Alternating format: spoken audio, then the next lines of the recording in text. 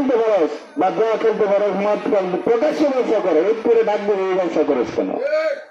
তারা এরকম শক্তি নাই। আপনারা ভয় পাবেন না, আপনাদের পিছনে আমরা আছি, আমরা থাকবো ইনশাল্লাহ। আমরা কোনোদিন পালায় যাওয়ার লোক না। আপনারা কেউ ভয় দেবেন না, আস্তে আস্তে তারা সবাই ভয় দেয়, বসে যান আজিজ খানের একটা ভয়, তাহলে একদিন হয়তো ডাক দিলে লুকি ভয় যাবে না।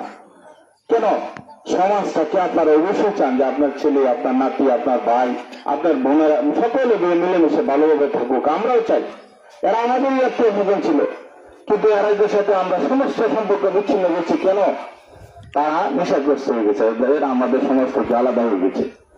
আমরা তাদেরকে এখনো বলবো যদি ভালোভাবে ফিরে আসতে পারে আসে, সমস্যা তো নাই। আর যদি খারাপ ভাবে চলতে থাকো তাহলে তোমাদের পরিণতি কিন্তু সেই কোনো ছেলের মতো, সেই মুগুলের ছেলের মতো অবশ্যই হবে। আমি ধরতে পারলে প্রশাসনকে ইউনিসেফকে বলা করে সব ঘুরার বাড়াইল আছে। আপনারা খালি ধরে আমার পরিষদ পর্যন্ত নেওয়ার সাথে সাথে 6 মাস 1 বছর ধরে লাগাই, কোন মামলা লাগবে না, কিন্তু পুলিশ লাগবে না, বেরি লাগবে না, দান্দাও লাগবে না, কিছুই লাগবে না। আপনারা খালি ধরতে পারলে হবে। কয়েকজন চিহ্নিত লোক আছে, অজ্ঞান ঘোষণা দেওয়া আছে, এদেরকে যদি ধরতে পারেন, ধরে আমার পরিষদ পর্যন্ত আনার সাথে সাথেই ওনাদের কিন্তু সাজা হয়ে উপরের দিন, পরের দিন থেকে যাকে আপনার ওনাদেরকে থাকতে হবে। সুতরাং এদের বিরুদ্ধে আমরা বন্ধু মাত্র ছাড় নাই।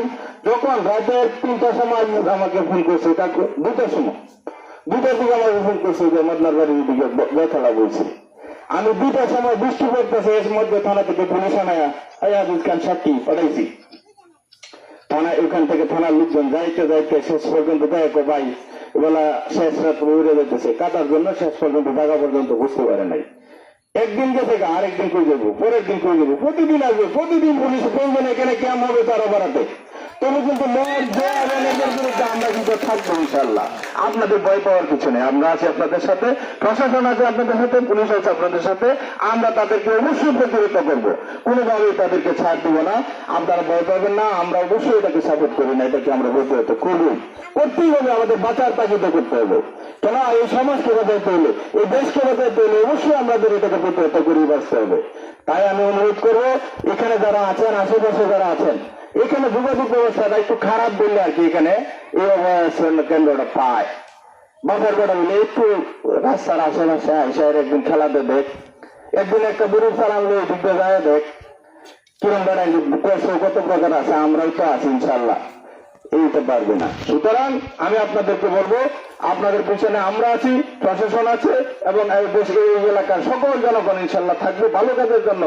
সৎ কাজে আদেশ করা এবং অসৎ কাজে নিষেধ করা, এটা আমাদের ইসলামিক একটা, আমাদের শরীয়তের আইন আছে। কিন্তু এরকম আপনি ভালো কাজটা ভালো করলে অবশ্যই বিনিময় সব পাবেন, দুনিয়াতে এবং আখেরাতে দুই দিকেই লাভ পাবেন ইনশাল্লাহ। আমরা চাই সেই সৎ কাজে আমরা আদেশ করবো এবং অসৎ কাজে আমরা নিষেধ করে দেব। সেটা আমাদের ইমানি দায়িত্ব নয়, কাল হাসরের দিনে কিন্তু আপনাকে জবাব দিতে হবে।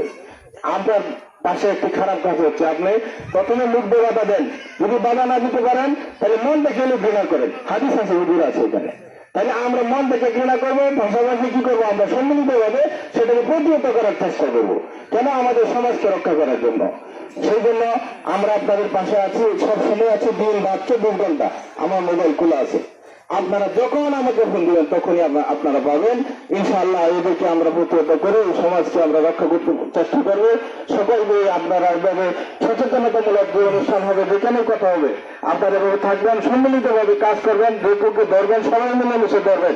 আসামি দিতে হচ্ছে 1 নম্বর আসামি আমি 1 নম্বর আসামি রাজি। আপনারা তো সবাই আসামি রাজি, আমি হইলে ইনশাল্লাহ আমরা যদি আমরা আসামিটা পারে দেশে টিকে থাকতো, তাইলে আমরা ইনশাল্লাহ যতটুকু লাগে আমরা যাবো ইনশাল্লাহ।